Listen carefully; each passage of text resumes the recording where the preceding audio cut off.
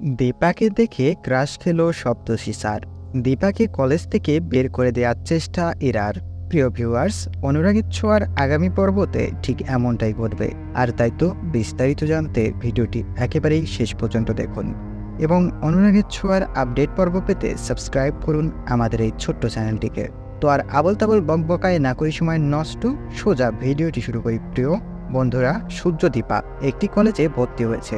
যদিও দীপা লাশের কাছে যেতে অনেক ভয় করে, তবে ডক্টর সান্যাল আগে থেকেই দীপার এই ভয়টি ভেঙে ফেলেছে।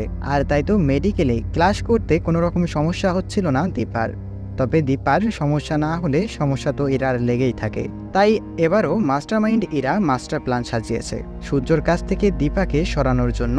ইরা সেই কলেজের প্রিন্সিপাল ডক্টর অর্থাৎ ডক্টর সপ্তর্ষির সঙ্গে দেখা করে এবং তাকে ভুলভাল বুঝিয়ে দীপাকে কলেজ থেকে বের করে দেওয়ার সিদ্ধান্ত নিয়ে ফেলে। এরপর ডক্টর সপ্তর্ষি দীপাকে ডাকলে দীপা সপ্তর্ষিকে বলে, আমার সূর্যর বিয়ে হয়েছিল অনেক আগে, তবে সে স্মৃতি হারানোর কারণে আমাদের বিয়ের ঘটনা তার মনে নেই। এখন আমি সিঙ্গেলই রয়েছি।